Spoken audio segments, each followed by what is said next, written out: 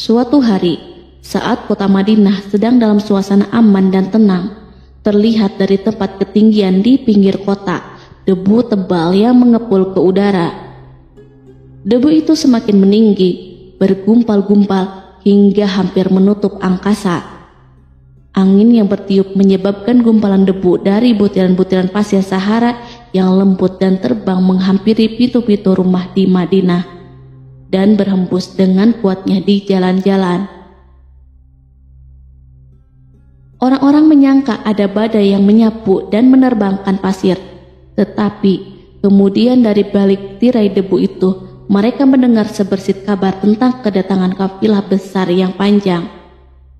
Tak lama kemudian, 700 kendaraan yang syarat dengan muatannya memenuhi jalan-jalan yang mengguncang Madinah. Orang-orang saling memanggil dan mengajak sesamanya untuk menyaksikan keramaian ini, serta turut bergembira atas kedatangan harta dan rezeki yang dibawa kafilah itu. Ummul Mukminin Aisyah ketika mendengar suara hiruk-pikuk kafilah yang bergerak maju itu bertanya, "Apakah yang terjadi di kota Madinah?" Ada yang menjawab, "Kafilah Abdurrahman bin Auf baru datang dari Syam membawa barang-barang dagangannya." "Jadi, kafilah itu yang telah menyebabkan semua guncangan ini?" tanya Ummul Mukminin. "Benar, wahai Ummul Mukminin. Jumlahnya 700 kendaraan." Ummul Mukminin menggeleng-gelengkan kepala. Pandangannya menerawang jauh seolah-olah sedang mengingat-ingat peristiwa yang pernah dilihat atau ucapan yang pernah didengarnya. Kemudian ia berkata, "Aku pernah mendengar Rasulullah Shallallahu Alaihi Wasallam bersabda, aku melihat Abdurrahman bin Auf masuk surga dengan merangkak." Abdurrahman bin Auf akan masuk surga dengan merangkak. Mengapa ia tidak memasukinya dengan melompat atau berlari kecil bersama angkatan pertama para sahabat Rasulullah? Sebagian sahabat menyampaikan cerita Aisyah kepadanya, maka ia pun teringat telah mendengarkan hadis ini dari Nabi lebih dari satu kali dan dengan redaksi yang berbeda-beda. Sebelum tali-tali pengikat perniagaannya dilepas, Abdurrahman melangkahkan kakinya ke rumah Aisyah lalu berkata kepadanya, "Engkau telah mengingatkanku suatu hadis yang tidak pernah kulupakan. Maka saksikanlah bahwa kafilah ini dengan semua muatannya beserta kendaraan dan perlengkapannya aku persembahkan di jalan Allah Azza wa Jalla." Seluruh muatan 700 kendaraan itu dibagi-bagikan kepada semua penduduk Madinah dan sekitarnya sebagai perbuatan baik yang agung. Peristiwa yang satu ini saja sudah cukup untuk mengukir sebuah gambaran yang sempurna tentang kehidupan Rasulullah. Abdurrahman bin Auf, dialah saudagar yang sukses, lebih sukses daripada kesuksesan yang pernah ada. Dia merupakan orang kaya dengan kekayaan yang melimpah ruah. Dia adalah seorang mukmin bijaksana yang tidak ingin bagian dari keuntungan agamanya hilang begitu saja, dan tidak sudi kekayaannya membuat dirinya tertinggal dari kafilah iman dan pahala surga. Untuk itu, ia mendermakan harta kekayaannya dengan kemurahan hati dan kesadaran nurani. Sebelum saya melanjutkan, dimohon kepada pemirsa untuk menonton video ini sampai selesai supaya tidak ada kesalahpahaman dalam memahami isi cerita, serta mohon bantu channel ini supaya semakin berkembang dengan cara subscribe dan tinggalkan like serta komen positifnya. Semoga apa yang dilakukan pemirsa bernilai pahala. Abdurrahman bin Auf adalah salah seorang dari 8 orang yang lebih awal masuk Islam. Abu Bakar datang kepadanya menyampaikan Islam, termasuk kepada Utsman bin Affan. Tidak ada persoalan yang tertutup baginya dan tiada keraguan yang menjadi penghalang. Bahkan dia segera pergi bersama Abu Bakar As-Siddiq menemui Rasulullah untuk menyatakan baiat dan memikul bendera Islam. Sejak menganut Islam sampai berpulang ke rahmatullah dalam usia 75 tahun, dia selalu menjadi teladan yang cemerlang sebagai seorang mukmin yang besar. Hal ini menyebabkan Nabi memasukkannya dalam 10 orang yang telah diberi kabar gembira sebagai ahli surga. Umar radhiyallahu anhu mengangkatnya sebagai anggota majelis syuro yang terdiri dari 6 orang yang merupakan calon khalifah yang akan dipilih sebagai penggantinya. Kala itu Umar berpesan, Rasulullah wafat dalam keadaan ridho kepada mereka. Cepatnya Abdurrahman masuk Islam telah menyebabkan dirinya harus mengalami penganiayaan dan penindasan dari Quraisy. Ketika Nabi Muhammad SAW memerintahkan para sahabatnya hijrah ke Habasyah, Abdurrahman bin Auf pun ikut berhijrah. Ia kemudian kembali lagi ke Mekah, lalu hijrah untuk kali kedua ke Habasyah, dan selanjutnya hijrah ke Madinah. Ia ikut bertempur di Perang Badar, Uhud, dan peperangan-peperangan lainnya.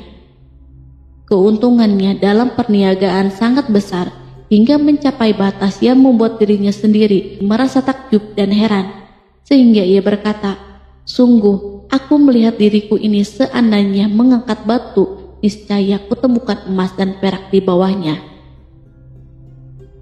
Perniagaan Abdurrahman bin Auf bukanlah jenis perdagangan yang tercela maupun monopoli. Bahkan ia sendiri bukanlah orang yang berlomba-lomba untuk mengumpulkan harta atas dorongan agar menjadi orang kaya. Sekali-kali bukan itu, melainkan suatu amal dan kewajiban yang keberhasilannya akan menambah kedekatan jiwa kepada Allah dan berkorban di jalannya. Abdurrahman bin Auf seorang yang kuat emosi jiwanya, di mana ia menemukan kepuasan emosinya itu dalam amal yang mulia. Apabila ia tidak sedang sholat di masjid dan tidak sedang berjihad dalam peperangan, ia pasti sedang mengurus perniagaannya yang berkembang pesat. Sehingga kapilah-kapilahnya dari Mesir dan Syria membawa ke Madinah barang-barang muatan yang dapat memenuhi kebutuhan seluruh jazirah Arab, baik pakaian maupun makanan. Ia menunjukkan kepada kita bahwa seorang yang kuat emosi jiwanya adalah ketika kaum muslimin hijrah ke Madinah. Rasulullah pada waktu itu menerapkan aturan untuk mempersaudarakan 2 orang sahabat, salah seorang dari muhajirin warga Mekah dan yang lain dari Ansor penduduk Madinah. Persaudaraan ini berjalan dengan sempurna hingga membuat hati terpesona. Orang-orang Ansor yang merupakan penduduk asli Madinah membagi seluruh kekayaan miliknya menjadi 2 dengan saudaranya dari kalangan muhajirin. Bahkan istri pun direlakan. Apabila ia beristri 2, ia pun rela menceraikan 1 untuk diperistri saudaranya. Ketika itu, Rasul yang mulia mempersaudarakan antara Abdurrahman bin Auf dengan Sa'ad bin Rabi. Sa'ad berkata kepada Abdurrahman, "Saudaraku, aku adalah penduduk Madinah yang paling banyak harta. Silahkan pilih separuh hartaku dan ambillah. Aku juga mempunyai 2 istri. Perhatikanlah yang lebih menarik hatimu dan aku akan menceraikannya, sehingga engkau dapat memperistri dirinya."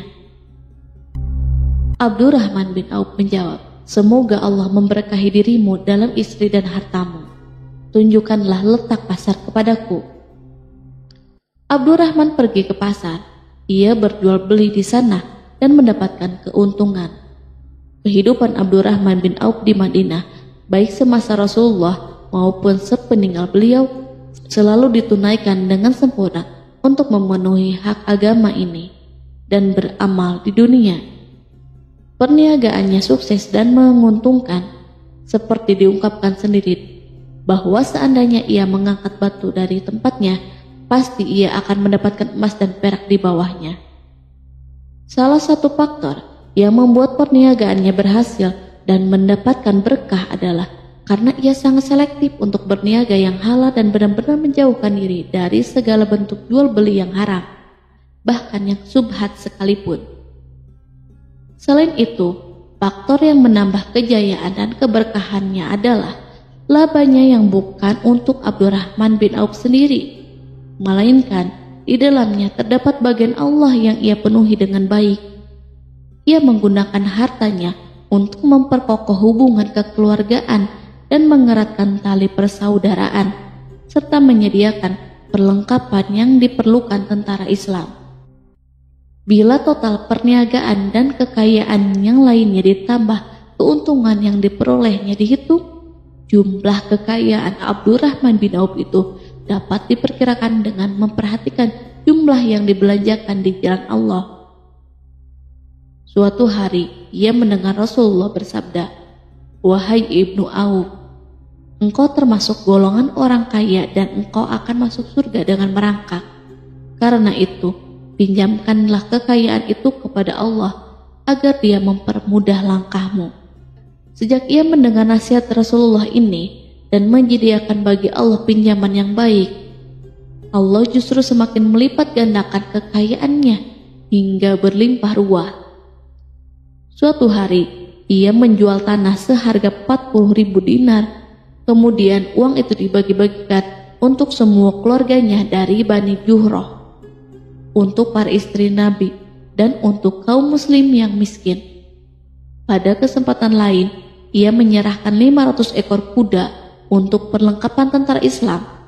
Pada hari yang lain, ia menyerahkan 1.500 kendaraan unta.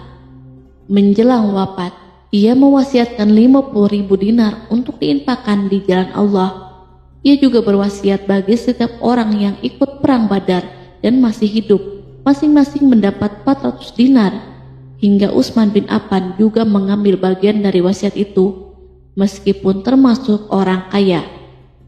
Ia berkata, harta Abdurrahman bin Auf halal lagi bersih, dan memakan harta itu membawa keselamatan dan keberkahan. Ibnu Auf adalah seorang yang mengendalikan hartanya, bukan dikendalikan oleh hartanya. Sebagai buktinya, ia tidak mau celaka dengan mengumpulkan dan tidak menyimpannya. Bahkan ia mengumpulkannya dengan tetap merendahkan hati dan dari jalan yang halal. Kemudian, harta itu tidak ia nikmati untuk kepentingannya sendiri, melainkan untuk dinikmati bersama keluarga, kerabat, rekan-rekan, dan masyarakat seluruhnya. Karena begitu luas pemberian serta bantuannya, ada yang mengatakan seluruh penduduk Madinah berserikat dengan Abdurrahman bin Auf pada hartanya. Sepertiga dipinjamkannya kepada mereka, sepertiga lagi dipergunakannya untuk membayar utang-utang mereka, dan sepertiga sisanya dibagi-bagikan kepada mereka. Harta kekayaan ini tidak akan pernah membuat kelegaan dan kesenangan pada dirinya selama ia belum menemukan jalan untuk membela agama dan membantu rekan-rekannya. Adapun untuk selain itu, ia selalu merasa khawatir terhadap kekayaannya. Suatu hari dihidangkan kepadanya makanan untuk berbuka, karena waktu itu sedang berpuasa. Ketika pandangannya tertuju pada hidangan tersebut, selera makannya pun bangkit. Namun ia justru menangis sambil berkata, "Mus'ab bin Umair telah gugur sebagai syahid, dan ia jauh lebih baik daripada aku. Ia hanya mendapatkan kapan sehelai kain yang jika ditutupkan ke kepalanya maka kelihatan kakinya, dan jika ditutupkan ke kedua kakinya terbukalah kepalanya. Demikianlah pula Hamzah yang jauh lebih baik daripada aku. Ia pun gugur syahid, dan saat akan dikuburkan hanya mendapatkan sehelai selendang. Dunia telah dihamparkan kepada kami seluas-luasnya, dan hasil sebanyak-banyaknya telah diberikan kepada kami. Sungguh, kami khawatir bila pahala kebaikan kami telah disegerakan balasannya di dunia." Pada peristiwa lain, sebagian sahabat berkumpul bersamanya menghadapi jamuan makan di rumahnya.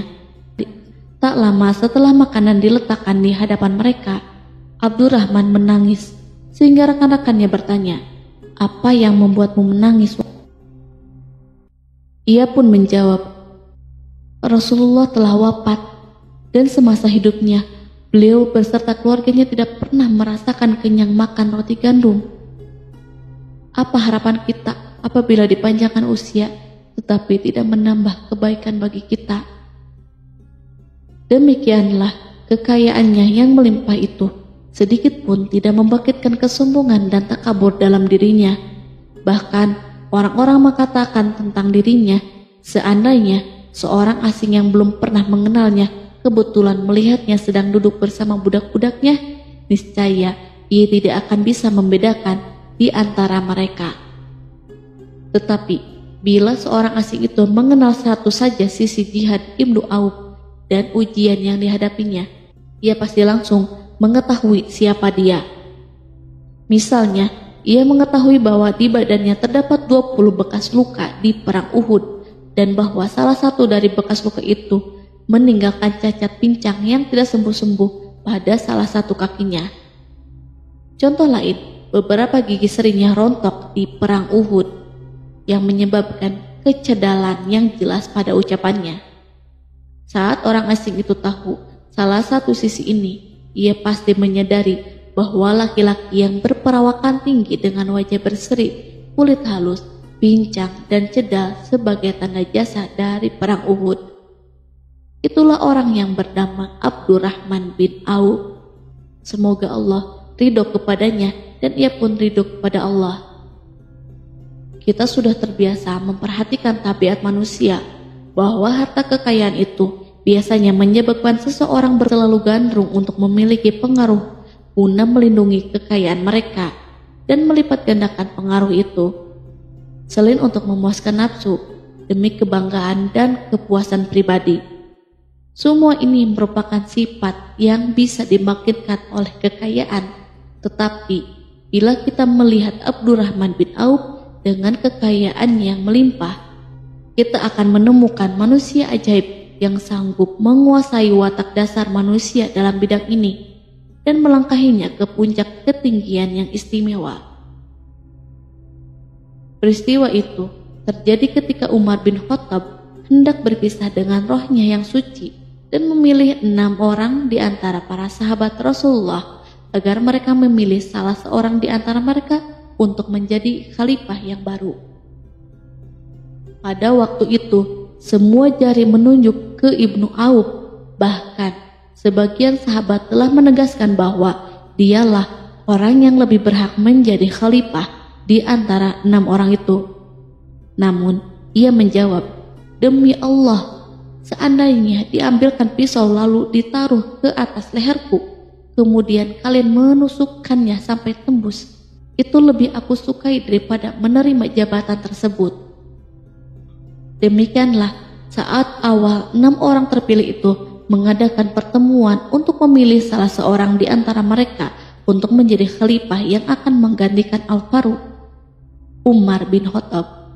Abdurrahman bin Auf telah menyatakan kepada rekan-rekannya bahwa ia telah melepaskan haknya yang dilimpahkan Umar kepadanya sebagai salah seorang dari 6 calon yang akan dipilih menjadi khalifah. Dengan demikian, kewajiban mereka untuk melakukan pemilihan itu terbatas di antara mereka berlima saja.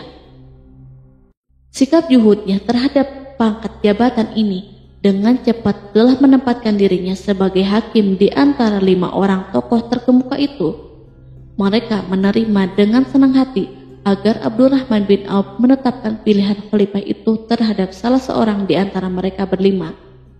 Ali mengatakan, "Aku pernah mendengar Rasulullah menyipatimu bahwa engkau adalah orang yang dipercaya oleh penduduk langit dan dipercaya pula oleh penduduk bumi." Ibnu Auf akhirnya memilih Utsman bin Affan untuk jabatan khalifah dan yang lainnya pun menyetujui pilihannya. Itulah hakikat seorang laki-laki yang kaya raya dalam Islam. Apakah Anda telah memperhatikan bagaimana Islam telah mengangkat dirinya jauh di atas kekayaan dengan segala godaan dan penyesatannya itu, dan bagaimana ia menempa kepribadiannya dengan sebaik-baiknya? Pada tahun 32 Hijriah, tubuhnya berpisah dengan rohnya.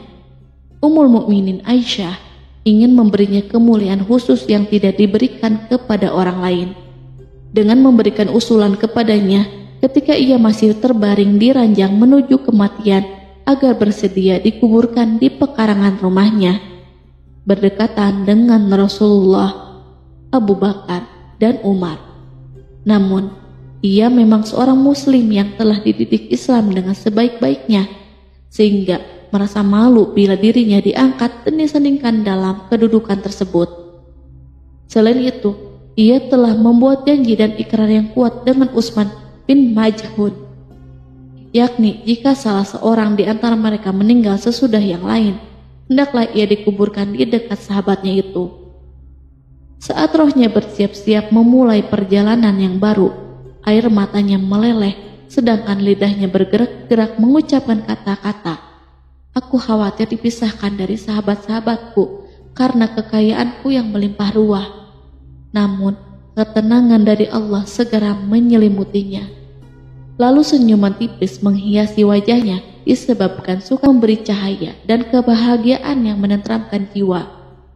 Ia memasang telinganya untuk menangkap sesuatu, seolah-olah ada suara yang lembut, merdu yang datang mendekat.